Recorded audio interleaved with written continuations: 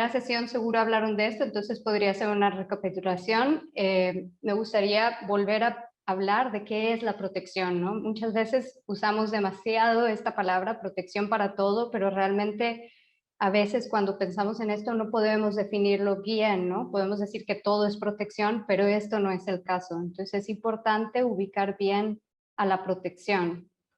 Y no sé si hay algún valiente, alguna persona valiente que quiera escribir en el chat. Seguro esta definición la vieron en la primera sesión, entonces podemos aprovechar de hacer una recapitulación, que nos pongan una o dos palabras en el chat de qué es la protección, cómo consideran ustedes a la protección.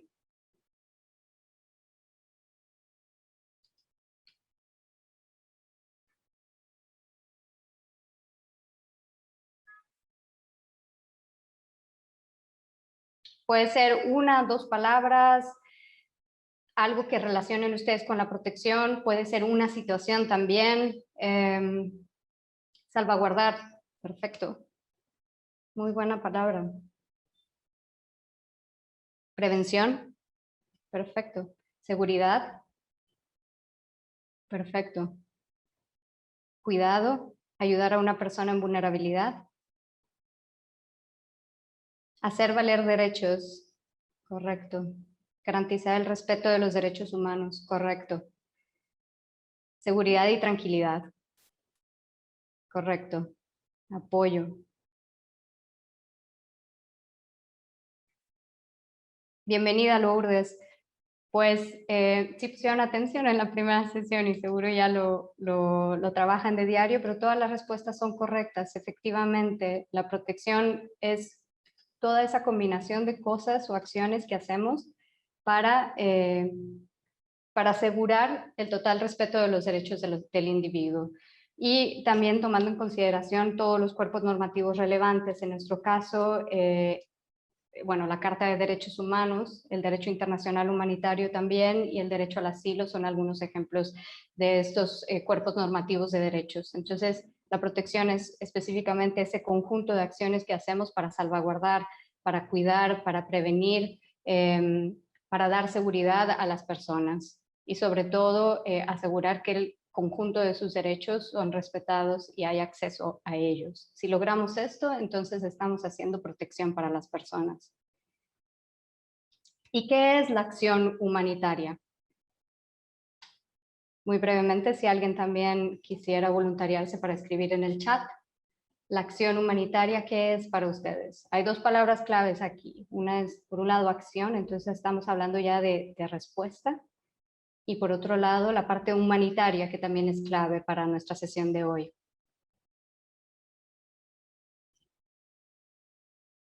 Cuidados ponen. Proteger y cuidar. Protección basada en derechos humanos. Servicio, dice Gustavo. Prevenir también. Ayuda al ser humano. Solidaridad. Perfecto. El ejercicio de hacer valer el derecho humano de todo individuo o ciudadano. Sí, todas sus respuestas son correctas. Y hay un valor agregado aquí también que sí nos hace diferenciar un poco el trabajo de protección en acción humanitaria. Cuando hablamos de acción humanitaria, es todo lo que ustedes mencionan de servicio, de prevención, el labor de asistencia, de protección y promoción realizada para atender estas necesidades humanitarias. Pero aquí lo importante es la palabra humanitaria. Específicamente, esta acción humanitaria es que se plantea en casos de desastres, peligros naturales, conflictos armados u otras causas de preparación y respuesta en situaciones de emergencia.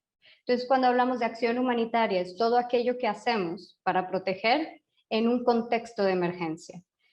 Entonces, aquí cambia un poco el trabajar protección, por ejemplo, en contextos de desarrollo, en contextos donde no hay una emergencia que se presenta, donde podemos hablar o decir que los sistemas de protección que tiene el Estado, que tienen las organizaciones, no han sufrido algún daño, están presentes para brindar este acceso. Entonces, estamos en un contexto de desarrollo, un contexto medianamente estable, e incluso aquí podemos tener este panorama de brindar protección.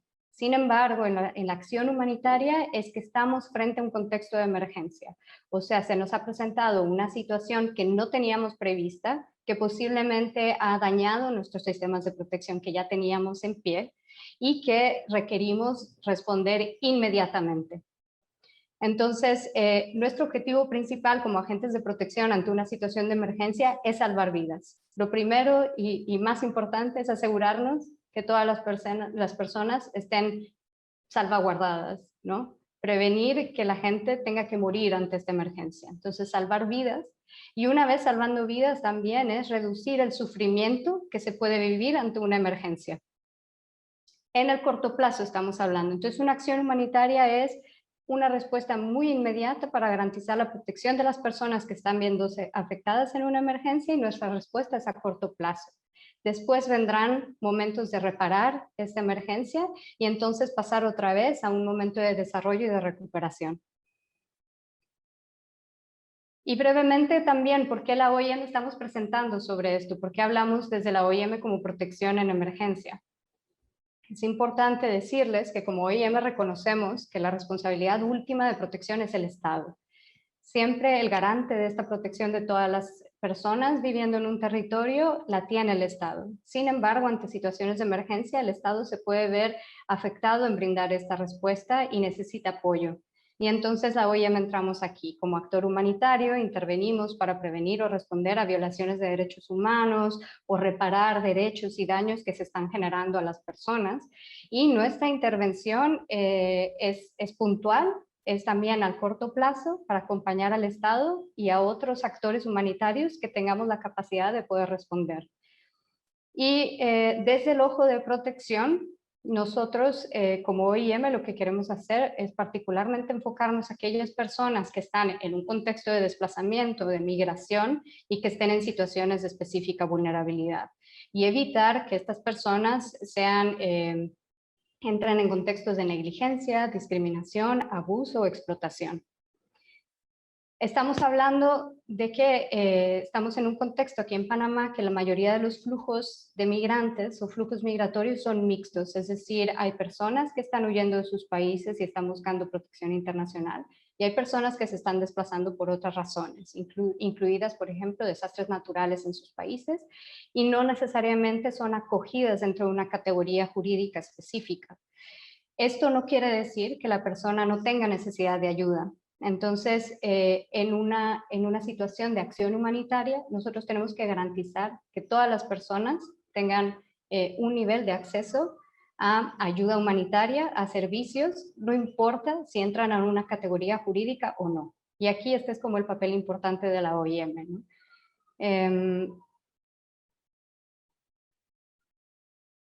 Esta protección, cuando hablamos mucho de protección y demás, a mí algo que me pasa es decir, bueno, ¿y qué acciones podríamos nosotros categorizar como acciones de protección?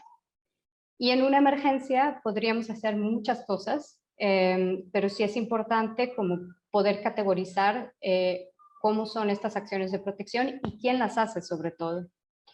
Entonces, en situaciones de emergencia, cuando trabajamos protección, hablamos de 3 instancias o 3 cajas de actividades de protección. La primera caja son las actividades de protección para el simple objetivo de proteger, o sea, aquellas actividades que son específicas de protección. Estas son actividades que únicamente oficiales o expertos de protección del Estado, de las organizaciones de la sociedad civil, de las organizaciones internacionales, personas que han sido capacitadas y dentro de sus diversas disciplinas están enfocadas en el trabajo de protección, podemos hacer. Ejemplos de estas acciones específicas de protección son el manejo de casos, por ejemplo, ¿no? El atender un caso específico por alguna vulnerabilidad particular, brindar el apoyo y el servicio a la persona y el acompañamiento durante esta gestión de caso. Otra acción específica de protección es, por ejemplo, trabajar con el Estado para que hayan protocolos específicos de atención a víctimas de delitos que se den en emergencias, por ejemplo, de trata de personas. Entonces, crear un protocolo para atender a víctimas de trata de personas, estamos hablando de una acción específica de protección. En una segunda caja tenemos aquellas acciones de protección que son coordinadas entre la persona de protección con una persona u otro sector dentro de la respuesta humanitaria. Podemos pensar en agentes de salud, de educación, de nutrición. Entonces, el trabajo que hacemos como oficiales de protección con nuestros colegas que son, por ejemplo, expertos en salud, estamos hablando de que estamos trabajando una protección integrada. Algún ejemplo de esto es, por ejemplo, si tenemos albergues habilitados para migrantes, tenemos nuestros colegas que gestionan los albergues. Ellos se encargan de que haya una infraestructura adecuada, etcétera, y nosotros como agentes de protección les pedimos a ellos que aseguren que dentro de su albergue haya, por ejemplo, un espacio diferenciado para niños y niñas que no vienen con sus padres. Entonces queremos que para salvaguardar la protección de los niños, que dentro de este espacio de albergue pueda haber uno específico para niños no acompañados. Entonces el agente que trabaja en los albergues posiblemente no tiene en su radar esta necesidad. Entonces nosotros como personas de protección tenemos que hacer esta coordinación integrada con otros sectores humanitarios para asegurar que se implementa desde un enfoque de protección su trabajo. Y la tercera caja es la protección transversalizada. Prácticamente queremos asegurar que toda la respuesta humanitaria que se instale en una emergencia lo hagamos a partir de no dañar a las personas. Entonces, podemos hablar, por ejemplo, si habilitamos, tenemos un flujo grande de personas entrando por la frontera que están en el Darién, por ejemplo, y van cruzando y entonces nos llega un fin de semana, nos llegan 50 personas y habilitamos carpas. El simple hecho de que nosotros, por ejemplo, en ese espacio pongamos alumbramiento, porque pensamos, bueno, es que las personas hay que poner alumbramiento porque luego en la oscuridad se pueden dar riesgos o delitos, ¿no? Pueden haber abusos a las personas y entonces alumbrado tal vez brinda un poco más de seguridad a las personas. El simple hecho de ya haber pensado en ese alumbramiento, en ese espacio, es un ejemplo de una acción transversalizada en la respuesta. ¿Y qué riesgos vemos nosotros de protección en las emergencias? Voy a nombrar algunos que desde la OIM y en los contextos que trabajamos hemos como priorizado, pero no es una lista exclusiva. Para nosotros que trabajamos con personas migrantes en situaciones de emergencia, una de las primeras riesgos es el no tener documentación.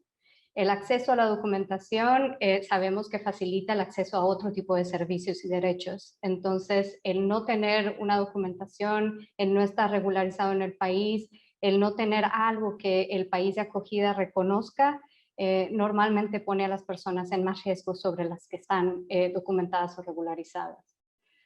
Otro riesgo que vemos dentro de los flujos migratorios es prestar específica atención a los niños y niñas, riesgos que puedan vivir dependiendo de su condición. Hay niños que están viajando solos, hay niños que viajan con sus papás, pero los papás puedan tener otras problemáticas también. Entonces, riesgos que son específicos para los niños y las niñas.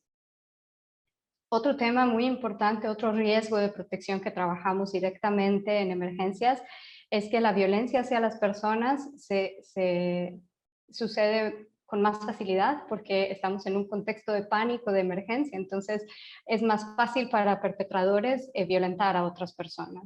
Y sobre todo, cuando hay condiciones como género, por ejemplo, la violencia puede darse más. Entonces, la violencia basada en género es otro riesgo que nos preocupa de protección que vemos dentro de las emergencias. También los escenarios de emergencia son perfectos para el crimen organizado y transnacional que puede operar y vemos, por ejemplo, algunos delitos que atentan contra la dignidad de la persona, como la trata de personas, que también puede darse más fácil en contextos de emergencia y lo vemos como un riesgo inminente. Otros temas también que pueden poner a las personas en mayor riesgo en emergencias son los temas de diversidad. Hablamos de la violencia basada en género, hablando de diversidad también de género, puede esto convertirse en un riesgo específico en las emergencias. Las personas con discapacidad, ya sea que hayan adquirido una discapacidad por la emergencia como tal o que vengan con una discapacidad y en un contexto de emergencia no puedan acceder a seguridad y derechos por su discapacidad. En otros contextos, tal vez no en este específico, pero en otros contextos de emergencia que trabajamos, el despojo de tierras es otro riesgo específico que forza a las personas a tener que desplazarse y perdiendo su vivienda. Ahora, por ejemplo, con la pandemia del COVID, también estamos viendo como muchos desalojos y personas que están quedando también en situación de calle. Y finalmente, otro riesgo que puedo compartir es la afectación a la salud mental y emocional que una emergencia puede presentar a una persona. Este es un ejemplos de riesgos que como OIM trabajamos directamente, pero no es exhaustivo ni exclusivo. Bueno, voy rápido solo para presentar dos principios que son clave para nuestro trabajo en acción humanitaria de protección. Y uno es la centralidad de la protección. No voy a entrar mucho aquí, pero es prácticamente, tenemos nosotros como la obligación de proteger a todas las personas donde quiera que se encuentren. Recuerdan que hablábamos que la acción humanitaria es prácticamente salvar vidas. Tener todo en pie para poder lograr eso o reducir los daños de las personas. Entonces, si nosotros diseñamos una respuesta humanitaria ante una emergencia, es importante que parta siempre de un enfoque de protección. Entonces, todas las acciones que nosotros hagamos hay que preguntarnos, ¿está incorporando a personas en situación de vulnerabilidad? ¿Esta respuesta promueve seguridad y dignidad? Vamos a facilitar acceso a asistencia y servicios y sobre todo también incluir la participación de las personas en toda la respuesta. Entonces, partiendo de nuestro diseño de la respuesta humanitaria desde un enfoque de protección, podemos decir entonces que estamos trabajando sobre la centralidad de la protección, que es un principio clave de la acción humanitaria. Y después, partiendo de este enfoque, hay que asegurarnos que todos los sectores que no son especializados en protección incorporen todos estos principios a través de la ayuda humanitaria. O sea, queremos entender quién está en riesgo, de qué o de quién y por qué, cuáles serían las consecuencias de si nosotros accionamos o no accionamos ante ello. También saber cómo y hacia dónde dirigir a las personas que requieren algún apoyo especializado. Y esto implica también entender cuándo, cómo y quién interviene para dar esta respuesta. Vamos a ver un video muy breve que habla sobre estos principios más otros que son clave para la acción humanitaria. La OIM, Organización Internacional para las Migraciones, trabaja para asegurar que las personas afectadas por crisis puedan acceder a protección y asistencia. Para ello, observamos los principios para acción humanitaria de la OIM. Diversos contextos requieren de una respuesta humanitaria, tales como los desastres naturales, que constituyen una creciente causa de movimientos de población, o desastres provocados por el hombre, como los conflictos o la violencia generalizada que pueden ocasionar desplazamientos. Muy frecuentemente, los conflictos resultan en situaciones prolongadas. Es cada vez más visible que los flujos migratorios de gran escala pueden desencadenar una crisis. Todas estas crisis tienen en común que generan movimientos de población complejos. La OIM ha acuñado el término crisis migratoria para caracterizar esa realidad. Las poblaciones afectadas pueden incluir personas desplazadas, migrantes y comunidades afectadas.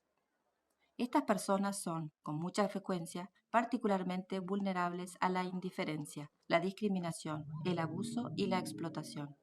Por ello, la protección constituye la esencia de la acción humanitaria de la OIM. Para brindar una mejor asistencia y atención a quienes la necesitan, cumplimos con los principios humanitarios fundamentales. Neutralidad. Si toman partido, los trabajadores humanitarios ponen en peligro su misión y se arriesgan a perder acceso a las poblaciones necesitadas. Independencia. Para llevar a cabo nuestra misión, debemos ser independientes de cualquier influencia política o financiera. Imparcialidad. No puede existir ningún tipo de discriminación en la acción humanitaria. Solamente la necesidad determina quién recibe ayuda. Nuestra respuesta tiene que dar prioridad a las personas más vulnerables sin tener en cuenta sexo, edad, clase social, religión ni pertinencia étnica. La neutralidad, la independencia y la imparcialidad nos ayudan a asegurar nuestra adhesión al principio de humanidad.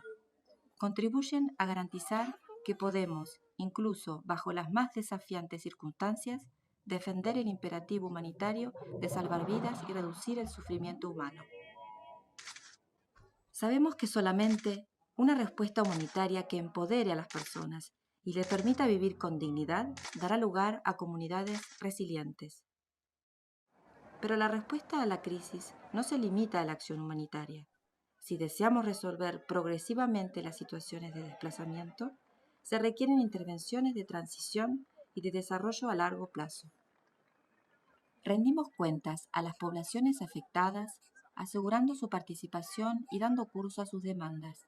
Rendimos cuentas a los estados involucrados, a nuestros donantes y al comité permanente entre organismos que coordina a los socios humanitarios. No olvidemos que no actuamos solos. Nos vinculamos con todos los que pueden contribuir a hacer la diferencia. Autoridades locales, organizaciones de la sociedad civil internacionales o nacionales, el sector privado, organizaciones de la diáspora y la academia. Lo hacemos basándonos en los principios de asociación. Para conocer más acerca de los principios de acción humanitaria de la OIM, visite nuestra página web.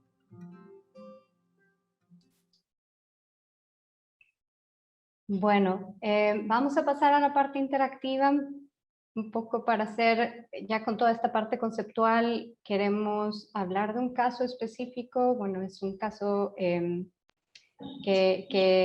se redactó en un reportaje, es un caso real, cambiaron los nombres, pero vamos a leer un poco de la historia de algunas personas que vienen de otras regiones, de África, de Asia, y bueno, ustedes son expertos en esto, y como saben, llevamos ya varios años recibiendo estos flujos extrarregionales en nuestra región con miras a llegar a Estados Unidos. Y sabemos que el proceso de cruce en el Darién es algo de preocupación para todos, que también ocupa nuestro trabajo. Entonces queremos trabajar un ejercicio de caso real sobre un grupo de personas cruzando el Darién para hacer dos actividades específicas. Una, me gustaría, ahora que hablamos de ejemplos de acciones de protección en emergencias, qué necesidades de protección ustedes identifican y que podamos marcar al menos 3. Y como segunda instancia, una vez que hayan identificado al menos 3 de estas necesidades, me gustaría que ustedes propusieran o pensaran en un mecanismo de respuesta a esta necesidad en particular. Esto lo vamos a trabajar en grupos. También, perdón, antes de pasar a esto, estoy viendo preguntas en el chat. ¿Les parece si las podemos dejar ahora que regresemos después del caso? Igualmente, si algunas personas van teniendo preguntas, puedan ponerlas aquí. Yo las voy registrando todas y las vamos a atender, les prometo. Entonces, con esto, porque tenemos muy poco tiempo, pediría Joel si nos ayuda a dividir en grupos lo que vamos a hacer para aquellas personas que no han usado Zoom antes. Tenemos un salón principal que es este, y vamos a hacer salones, breakout rooms se le llaman. Son salones donde nos vamos a dividir por grupos. Ustedes no tienen que hacer nada más que aceptar ahora que Joel les indique. Van a recibir en la pantalla una caja de diálogo que dice unirse a tal grupo. Usted le da OK. Van a automáticamente dirigirse a este grupo. Y ahora les vamos a compartir en este chat un PDF con el caso. La instrucción es que ustedes como grupo puedan leer rápidamente este caso y puedan hacer estos dos ejercicios. Igual estas dos preguntas las van a encontrar en este documento. Este ejercicio pide que siempre haya como alguna persona que pueda fungir como moderadora, porque después que terminemos este ejercicio vamos a regresar nuevamente al salón y pediría que una persona por grupo pueda presentar lo que ustedes han hablado y discutido para estas dos preguntas en su grupo. Si alguien tiene una pregunta, por favor, puede tomar la palabra o escribirla en el chat. Si todo ha quedado claro, entonces te diría, Karen, si podemos compartir el PDF del caso ahora en el chat. ¿Perdón? Sí, vamos a compartir el PDF en el chat y vamos a pasar entonces en grupos aleatorios a las salas para que puedan discutir en aproximadamente 10 a 15 minutos. No tienen que hacer nada. Cuando se cierra la sala van a pasar todos y todos directamente a esta sala principal. Así que por el momento solamente vamos a esperar entonces que el técnico nos envíe a las salas con el documento, ¿vale? Muchas gracias, Karen. Si podemos tomar 10 minutos, sería genial porque entiendo que la sesión es solo de 1 hora para tener tiempo de discutir al regreso.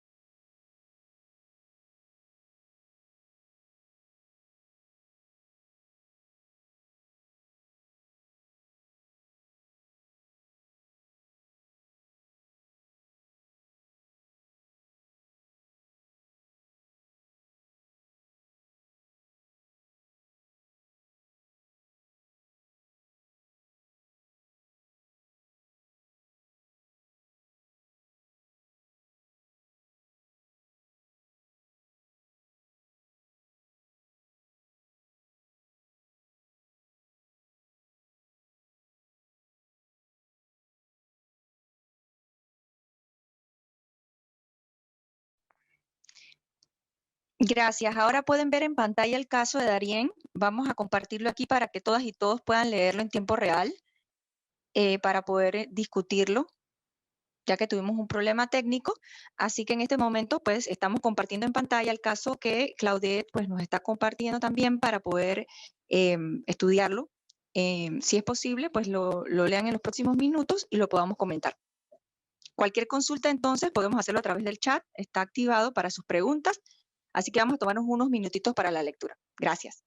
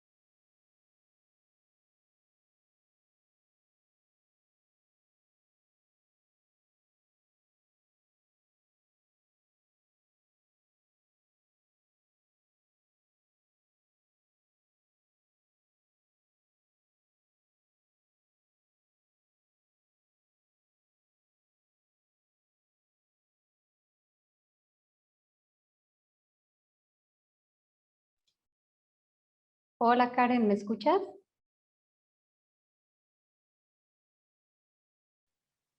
Hola, ¿me escuchas?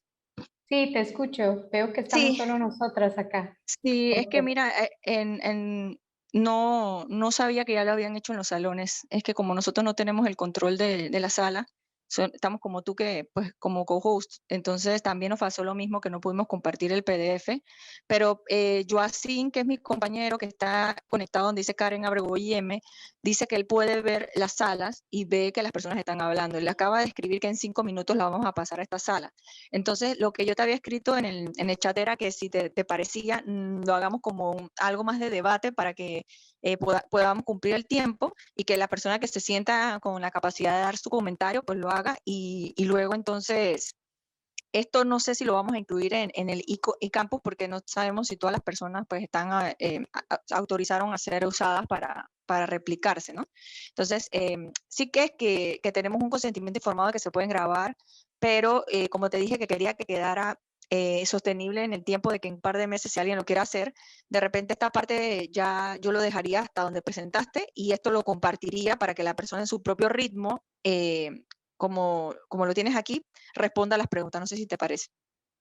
Sí, perfecto. Lo único es que todavía quedan unas slides después, o sea, me parece muy bien hacer el debate público, que tal vez un par de personas quieran hablar, y de ahí yo todavía continúo con 4 slides, que es como la respuesta como tal, ¿no? Un par de ejemplos. Entonces, Ok, no sé si eso también puede sí. estar en el eCampus, puedes editar esta parte, y no sé si podemos extendernos 10 minutos, porque ya son nueve Eh, cincuenta. Yo veo bien sí, sí, difícil. sí.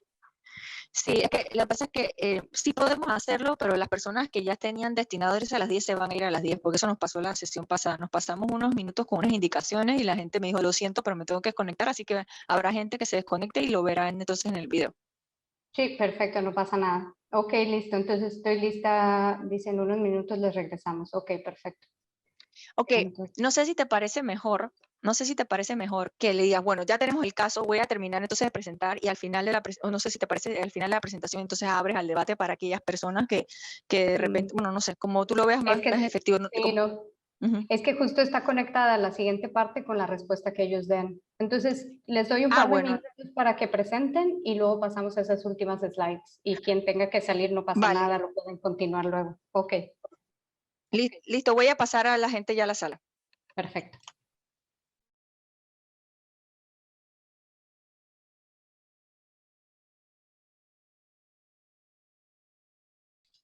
Voy a compartir pantalla también, Karen, otra vez, ahora que regresen todos, nada más para avisarles.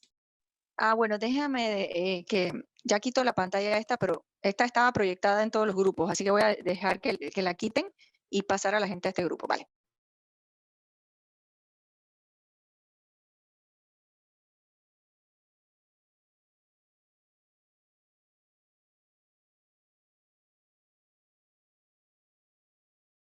Ya puedes compartir pantalla, Claudia.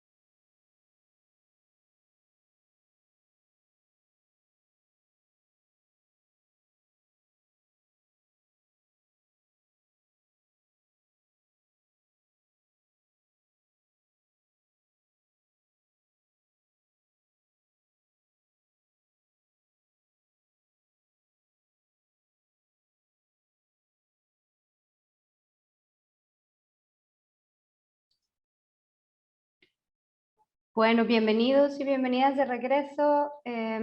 Sí, si Karen me confirma si estamos todos de regreso. Sí, ya estamos todas y todos.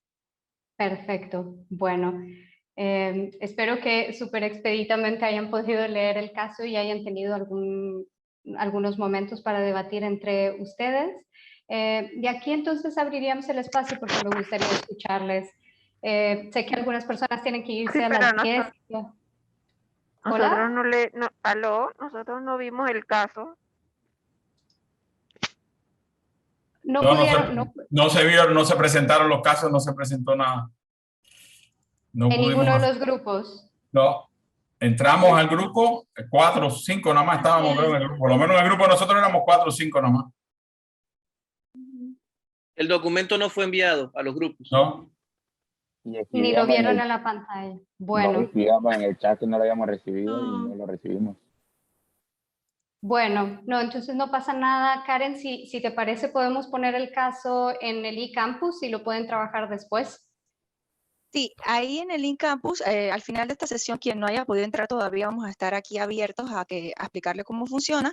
En el campus está ya el video que presentaste, estará esta presentación que están viendo. Este video también lo vamos a subir entre hoy y mañana temprano, y también el caso en PDF para que ustedes lo puedan revisar. Ahora, pues si deseas, Claudel, el debate abierto sobre lo comentado, y bueno, al resto sí les pedimos disculpas por el detalle técnico que tuvimos esta mañana en algunos grupos, y vamos a estar compartiendo de inmediato esta información en el día de hoy, más tardar mañana lo tendrán en el eCampus. Listo, entonces vamos a avanzar con la última parte de la presentación que habla sobre las respuestas de acción humanitaria, y entonces vamos a tener un debate abierto sobre preguntas, comentarios, y podemos hablar también de casos específicos que ustedes trabajan en el Darién, y después ustedes pueden regresar al eCampus.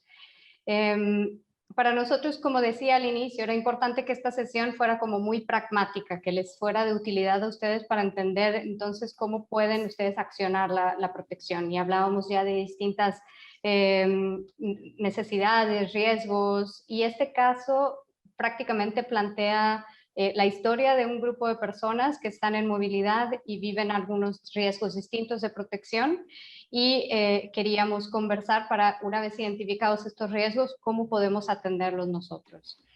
Y hay muchas cosas que pueden hacerse, pero yo voy a resaltar 4 acciones muy puntuales de respuesta en emergencia que son clave para que ustedes puedan accionar.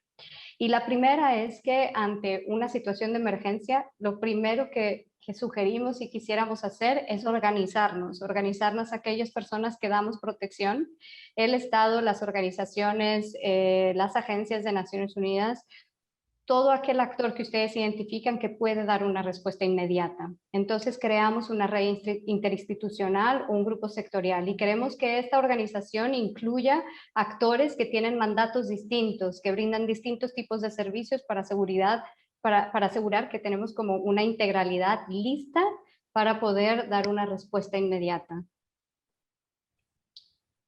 Perdón, Victoria dice, ¿podría mencionarlo por encima para tener una idea, ya que no pudimos ver el caso?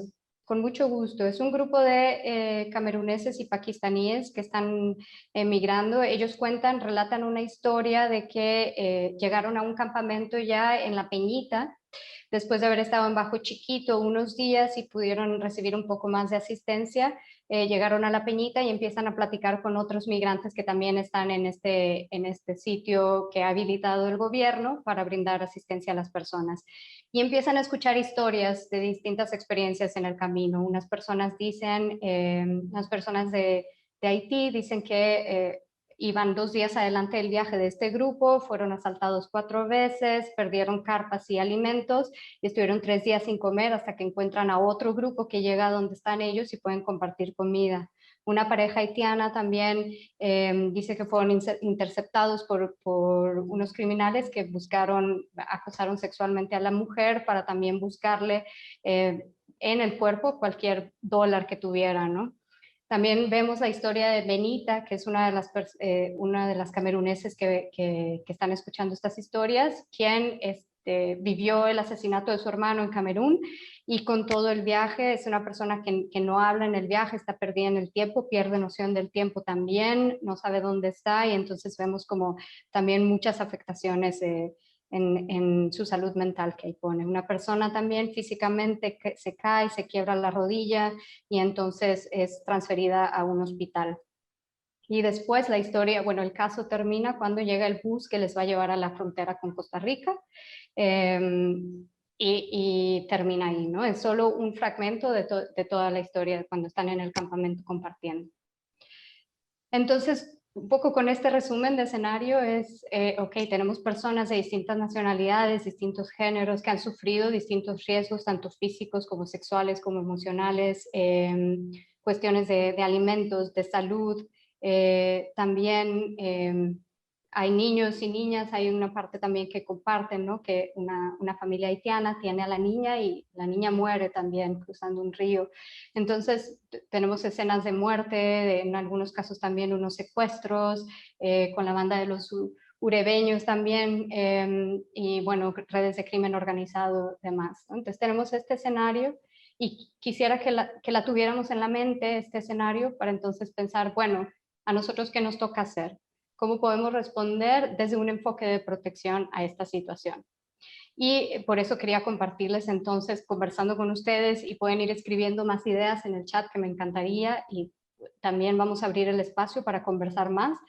Solo compartirles 4 principales, ¿no? Que nos parecen imprescindibles ante esta situación. Y esa es la primera, ¿no? Como poder organizarnos entre aquellos que atendemos salud, educación, que atendemos, que podemos dar alimentos, que tenemos albergues, que todos nos organizamos para crear una red interinstitucional o un grupo sectorial que va a dar respuesta. Entonces nos identificamos, asignamos cada quien qué va a hacer, qué tiene, cuál es su mandato y qué puede aportar.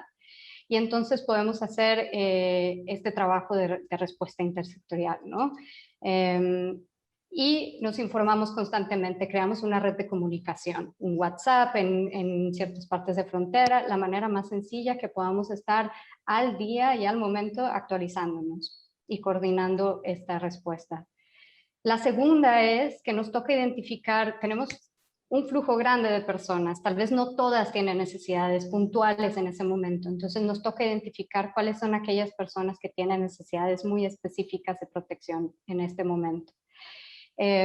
Podemos nosotros ya identificar algunas, en el chat ya están mencionando la atención a niños y niñas, pero pueden surgir otras que no teníamos en el radar. Entonces es importante como hacer este abordaje individual, si estamos en un espacio enfrentando a las personas, poder abrir un manejo de casos, poder hacer monitoreo conjunto entre todos los actores de la red, checar en los puntos de frontera, qué está pasando acá, si el flujo está cambiando, si hay algunos riesgos por otro lado, entrevistar a las personas, saber qué les pasó en el camino, qué necesidades están presentando, hablar, por ejemplo, con las defensorías del pueblo, que son también las que tienen registradas violaciones de derechos humanos muy actualizadas.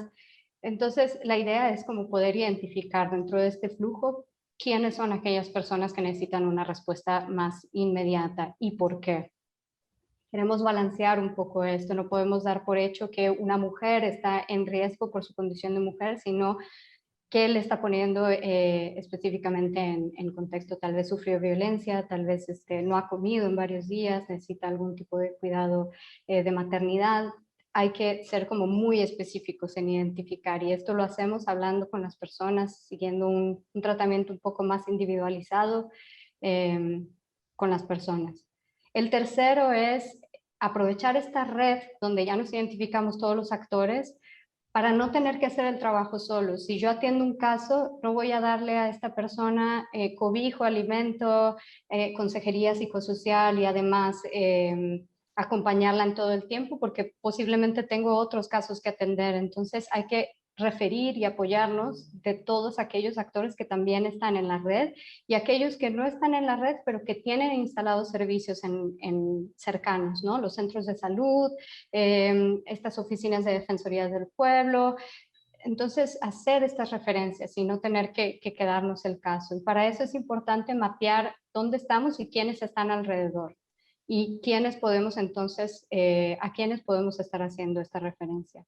Y como último y muy importante en las emergencias es que estamos todos como en el momento respondiendo y no podemos percatarnos de si nosotros como actores humanitarios posiblemente estamos afectando más a las personas, si la ayuda que estamos dando les está sirviendo o no, tenemos que escuchar también a las personas y sobre todo algo que pasa mucho en estas situaciones de emergencia es que como no podemos hacer el trabajo solos y pedimos apoyo a prestadores de servicios, por ejemplo, transportistas, no sabemos si los transportistas están, por ejemplo, capacitados en protección y se pueden dar situaciones de abuso.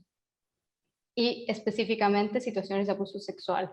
Tal vez un prestador de servicio quiere cobrarle a la persona cuando el servicio es gratis y si la persona no le paga, bueno, puede entonces estar en riesgo de ser abusada sexualmente. Y tenemos que asegurarnos que como actores humanitarios no estamos abusando o poniendo a las personas en una situación de riesgo y que también nuestros contrapartes y prestadores de servicios no lo están haciendo tampoco. Y también tenemos que abrir el espacio para que las personas puedan retroalimentar, decirnos, tengo una queja, me pasó esto, ¿cómo puedo reportar un caso? ¿Cómo puedo reportar una incidencia? O asegurarnos también de que cuando nosotros diseñamos, por ejemplo, el kit de alimentos y el albergue, tengamos una retroalimentación de las personas para decirnos, pues sí, esto sí es lo que como o yo necesito tal vez un espacio más adecuado para dormir, ¿no? Entonces, que participen en el diseño de todo lo que vamos a instalar de nuestra respuesta, es muy importante. Al final, las mismas personas ya vienen muy informadas también y son, en el caso nuestro, son de culturas que tal vez son muy ajenas para nosotros, entonces siempre podemos apoyarnos de ellos y siempre podemos identificar a líderes que puedan ayudarnos a comunicarnos con las demás personas en el flujo y entonces de esa manera asegurar que lo que estamos haciendo realmente corresponde a las necesidades de las personas. Entonces es importante rendir cuentas, es importante poner a las personas a participar en el proceso con nosotras, a las personas que están siendo afectadas. Y finalmente, hacer un monitoreo constante, hacer reportes situacionales, informar más públicamente de lo que está pasando, dar datos y también para que nosotros tengamos un registro en caso que la emergencia pueda pasar a una fase de transición y puedan venir emergencias posteriores. Ya tenemos una lección aprendida y registrado si nuestro accionar funcionó o no y qué podríamos cambiar. Con esto yo pararía y ahora sí me gustaría abrir el espacio y escucharles. Solamente voy a rescatar dos. Una pregunta que hizo José al inicio de la presentación, que no quiero perder. Dice, ¿en algún momento consideran que en los albergues se tengan facilidades para personas con discapacidad para migrantes? Yo creo que esta pregunta podría, si hay alguien aquí en el grupo que gestiona albergues, sería bueno, tal vez Maribel de OIM también puede aportar aquí, de los albergues con los que trabaja la OIM. Y una disculpa, pero tenía otra también que no quiero perder. Nidia dice, los flujos mixtos requieren que se vinculen también a instancias como ACNUR y usar protocolos de identificación, vincular a instancias de sociedad civil que manejan los temas de refugio internacional. Correcto, otra vez atención a personas con discapacidad y el trabajo con niños, niñas y adolescentes no acompañados o separados.